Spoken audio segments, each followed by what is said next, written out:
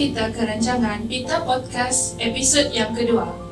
Okey, kali ini kita bersama dengan tetamu jemputan yang istimewa iaitu Dr. Khairul dari Unit Kesihatan UiTM Kampus Samarahan 2. Okey, jadi pada hari ini kita akan kupaskan satu topik yang menarik yang macam di kalangan para masyarakat, pelajar dan juga pekerja, iaitu topiknya ialah mental illness.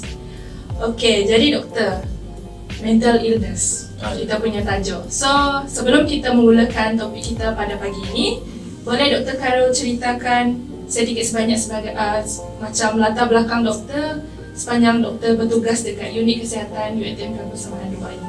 Okey, Assalamualaikum dan salam sejahtera. Saya cerita sikitlah tentang latar belakang saya. Dr. Muhammad Khairul, asal Kuching Sarawak.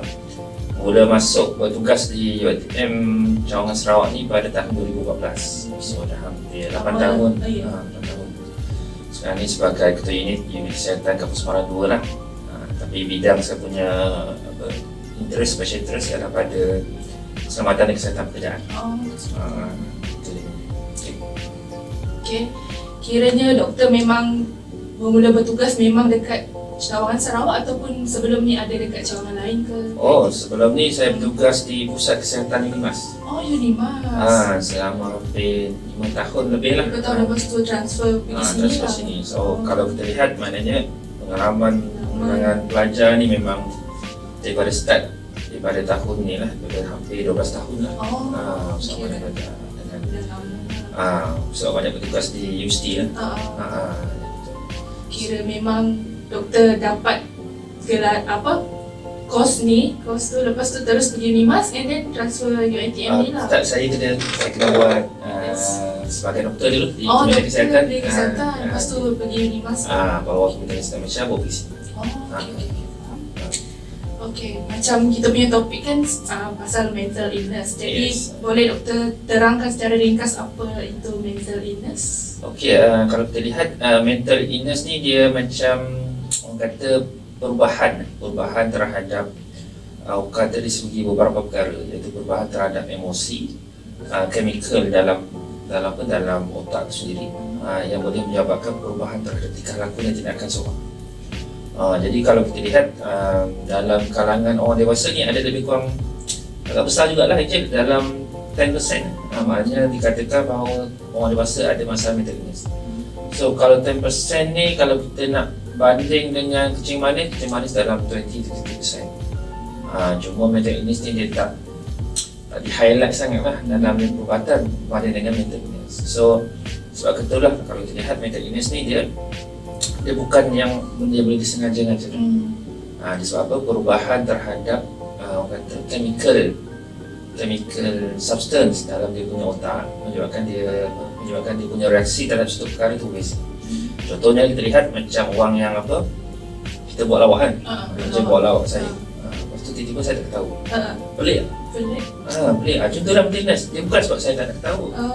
Otak saya kata saya ketawa, tapi saya punya mental macam saya pun kadang macam tu juga. Kalau macam kawan buat lawak, saya macam seriusnya kau tak ketawa, dia kata macam tu. Tapi entahlah, jenis saya memang, saya nak cakap, memang entahlah, kadang kalau benda tu memang lawak, saya akan ketawa. Kalau dia macam biasa je, saya akan buat tak tahulah macam tu. Mungkin ada tanda mental illness ke apa tadi?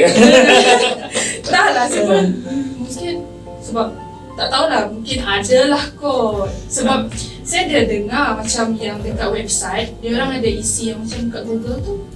DAS punya. DAS punya tu. Jadi apa pandangan doktor mengenai DAS tu? Dia orang lepas dia orang isi, dia orang boleh pergi ke mendapatkan apa tindakan dia orang seterusnya. Jadi sebenarnya saya balik ke tadi soalan tadi, maknanya kalau macam je tak apalah. Maknanya kalau orang berlawak kadang-kadang tak ketawa, kadang-kadang orang ketawa, kadang-kadang ketawa, tak apa, itu tak ada masalah. Sebab itu maknanya kita punya persepsi kita terhadap lawak dia lah. Tapi macam orang mental illness ni, orang tu buat lawak macam-macam pun jenis lawak pun, Mr. P ke datang ke, semua datang, dia tak akan ketawa. Sebab dia punya chemical response itu berbeza. So dia punya reaksi terhadap benda itu akan berbeza juga lah. Dia berbalik tadi persoalan tadi berkaitan dengan yang test tu kan? Test. Kita panggil DAS 31, DAS 18 tu lah. Itu adalah sebenarnya survey questionnaire. Dia survey questionnaire supaya maknanya ada tak orang tu ada masalah mental. So dia tak semestinya dia ada masalah, dia macam orang kecil manis lah. Kecil manis kita check, kita pergi mana tempat tak check gula kan. Tu hanyalah orang kata screening. Screening menunjukkan dia ada risiko tu je. Tapi tak semestinya dia tu adalah orang yang ada kecil manis. Tapi dia ada risiko. So macam mana nak diagnose dia? Diagnose ni maknanya confirmkan dia punya keadaan. Dia kena jumpa doktor lah. Kalau contohnya kalau untuk kecil manis. Tapi kalau untuk yang orang ada mental illness ni, dia boleh pergi kaunselor, dia boleh psikiatris untuk confirmkan dia diagnosis. Sebab untuk diagnose ni dia tak boleh guna questionnaire lepas tu buat. Sebab apa? Sebab questionnaire ni kan boleh kita betul lah. Soalan tu pun dia orang boleh boleh manipulate. Tapi itu hanyalah satu tools untuk kita lihat risiko dia kena ke tak. Kalau dia tak ada lah. Kalau ada, maka dia perlu orang kata investigate further lah.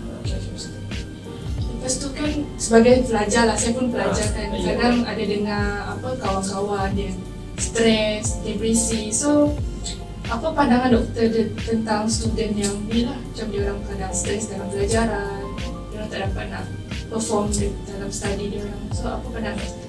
Okey, ni adalah maknanya stres atau depression di kalangan remaja dan student lah.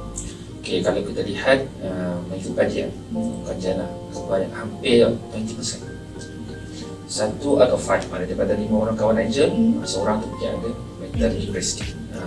Ada menyebabkan maknanya benda itu adalah benda yang sangat, orang kata sangat bukan sangat bumi lah, sangat jelas lah ataupun sangat nampak dalam kalangan remaja.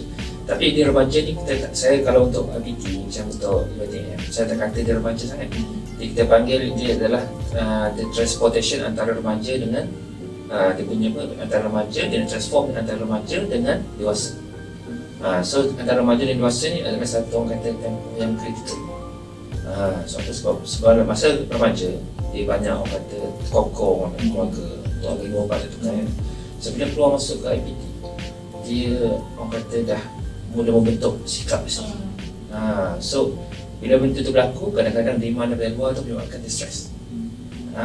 Sebab tu kadang-kadang kita lihat untuk maklumat je lah, maknanya saya dah orang kata ada dalam IPT ni hampir 12 tahun. Memang masalah mentalnya adalah sesuatu yang orang kata real lah di kalangan remaja ataupun di kalangan awal dewasa tu sendiri. Sebab masa sekolah pun lain juga, persekitaran dah masuk IPT pun lain juga. Betul, persekitaran ada berbeza. Sebab bila dah masuk IPT, keputusan tu mesti masa sekolah lain. Dua part punya keputusan. Betul, masuk IPT ni macam kita sendiri urus, kita sendiri tentukan. Itu pun stres juga. Betul. Keputusan tu saja. Nak pilih kos apa yang kita minat dan masuk IPT pun kadang fikir baru dapat. Takut salah keputusan. Betul. Itu yang jadi masalah. Lepas tu kita ada dengar macam slogan lah, mencegah lebih baik dari mengubati. Jadi bagi doktor lah, apa sebenarnya tips untuk mencegah stres ni? Okey, untuk mencegah stres ni, maknanya stres tu of course lah. Sebenarnya nak mencegah stres sebenarnya dia tak dapat sebenarnya. Dia depends dengan diri orang. Dia depends orang. Dia macam ni, dia stres ni memang saya ada. Dia contoh ni stres kan. Tapi membezakan bukan stres dia adalah orang stres lah, menunjukkan kita tekanan lah. Tapi benda reaksi kita tu sebenarnya berbeza. Orang ni stres, lepas tu ni reaksi. Contohnya lah, kata Angel apa masalah, katalah contoh ada tiba-tiba kasut patah, tumit kata kan. Patah tumit. Ada orang tu memang stres sangat. Sudahlah, cuma ni matilah saya. Macam overthinking juga lah. Aku ada reaction. Tapi dia senang patah je, tak apa dah. Kalau tak patah dia punya tumit, pakai biasa. Flat je. Dia satu. Jadi nak kata nak elakkan stres tu basically tak dapat lah sebenarnya. Tapi kita boleh ubah kita punya perception terhadap stres tu. Maksudnya bila kita dapat suatu kata cabaran lah, saya tak panggil masalah lah. Sebab masalah ni kadang menyebabkan kita secara otomatik kita akan jadi negatif. Kalau kita nampak dia macam cabaran, kita cuba atasi cabaran. So bila bila kita nak atasi dia, maka sebenarnya di balik satu benda yang asas, iaitu persepsi. Jadi tak ada masalah tersebut ataupun terhadap cabaran itulah. So kalau agent tanya saya macam mana nak elakkan stres, satu ialah first yang kena ubah persepsi. Persepsi mana melihat masalah tu bukanlah sebagai satu orang kata jangan kiamat ke tapi lihat dia sebagai satu cabaran yang perlu kita hadapi dan perlu kita atasi. Itu satu perkara. Yang keduanya, kita kena memahami bahawa masalah ni ada lagi dua. Satu masalah yang di luar daripada kawalan kita, yang satu lagi masalah dalam kawalan kita. Kadang-kadang orang bermasalah orang yang stres ni kadang-kadang sebab dia fikir masalah tu pada dia, dia kena selesaikan, sedangkan masalah tu sebenarnya datang daripada orang, dia memang tak dapat apa-apa. So kalau masalah yang memang tak dapat apa-apa ni, kita just terima lah. Tapi kalau masalah memang yang kita boleh ubah, contoh saya kata tadi, pandangan kita terhadap suatu perkara, atau dalam benda kita ubah. So benda tu kita kena ubah pandangan kita. Contohnya lah, pernah jumpa tak lecturer yang garang ke apa? Pernah kan? Kalau takut kan? Takut apa lagi perasaan masa tu? Takut. Contohlah dia panggilkan pergi bilik dia suruh datang. Macam apa yang aku buat salah ni? Apa yang saya buat salah ni? Macam takut rasa tu dalam diri. Okey, tu persepsi kita dia digarang. Dengan dia. Digarang, cuma buang persepsi. Mungkin dia nak bantu saya ke? Mungkin dia ni melihat saya banyak gagal, dia nak bantu. Kalau kita rasa dia nak membantu kita, bukan nak memarahi kita, dia kena terima. Sebenarnya nak elakkan masalah stres tu, kena ubah persepsi. Itu yang pada asas sekali lah. Yang lain tu maknanya, yang lain tu ada lagi lah. Contohnya pengurusan masa yang baik, pengurusan pergi bersukan. Sebab apa, bila kita hilang stres ni pergi bersukan. Ataupun kita ada kawan, friend, kita boleh confide yang kita bincang. Itu satu lagi lah. Tapi yang first kali mesti kita punya persepsi, ubah persepsi tu. Macam kalau kita spend time dengan family pun boleh juga. Yes, spend time family itu adalah cara untuk release stress lah. Lepas tu mental illness ni, kadang ramai juga orang yang berdiam diri, dia macam sembunyikan dia punya mental illness tu lah. Dia tak bagi tahu dengan orang. Jadi apa yang doktor rasa dia orang perlu buat untuk macam dia orang tak boleh sembunyikan pasal dia orang punya kesihatan tu? Alright, macam ni lah. Dia mental illness ni kadang-kadang dia adalah sesuatu yang mengganggu fikiran. Dari setengah orang kadang-kadang dia tak nak cerita pada orang lain. Itu fine, tak ada masalah. Cuma kalau boleh dia ceritakan pada orang lain, dia kena cari tamu, dia kena cari orang yang dia percaya. Rapat orang yang tak seperti rapat. Orang yang dia percaya. Kerana orang rapat ni bukan yang boleh buat. Betul. Orang yang dia percaya. Orang percaya ni kadang-kadang ialah orang yang bila kita bercakap dengan dia, dia tak akan bocorkan rahsia lah. Contohnya kalau yang professional counselor, psychiatrist, memang mereka dah ada orang kata etika jawatan dia, memang dia tak boleh ceritakan masalah tu. Kalau nak ceritakan pun dia tak boleh mention nama lah. Itu satu. Yang keduanya of course kawan dia kan, orang yang boleh percaya. Kawan percaya ni satu. Kemudian ada juga cara lain. Contohnya ialah kalau dalam Islam kita kena banyak ibadah, berqiyamul lail, mengadu kepada Allah, macam tu lah ada lagi. Ataupun setengah orang dia okey je, kadang-kadang stres ni dia kadang dia boleh hilang sendiri. So ada setengah orang dia ambil cara lain lah. Dia buat benda yang dia suka untuk hilangkan. Kalau Ejen buat apa macam mana kalau hilangkan stres? Kalau saya selalu spend time dengan itulah family, dengan kawan. Kawan kan? Itu ada setengah orang tu. Ada setengah orang dia tak nak dengan orang. Dia tak pergi mancing. Dia buat kerja sendiri. Dia sendiri, dia pergi bersukan. Ada setengah orang dia bangkit. Ada setengah orang tu dia buat hobi dia. Dia depends lah. Ada setengah orang, tapi yang paling baik sekali dia tahu orang yang stres ni kena shopping. Shopping best. Memang best. Tapi bila duit tak ada tu lagi stres. Dia macam benda duit datang, lepas tu tiba-tiba hilang. Hilang lagi tu lagi stres lah. Itu kena hati-hati lah. Okay, next ialah bagi doktor lah. Apa sebenarnya kata-kata yang tak boleh kita cakap dekat orang yang ada mental illness? Okay, mental illness. Word lah macam kita tak boleh tuduh dia macam ni. Boleh tak? Maknanya kalau contohnya kadang-kadang orang mental illness ni dia sensitif. Satu sebenarnya dia nak kita mendengar saja. Antara beberapa perkataan lah yang biasa kita buat kalau macam kaunselor jangan kata kita memahami dia. Sebab kita tak faham. memang kita tak faham sebab apa? Sebab background kita berbeza ni. Background angel dan background saya berbeza. Saya tak faham apa masalah angel. Tapi paling kurang kita akan kata apa? Kita jangan kata kita faham. Kemudian kita jangan memberi penyelesaian pada dia.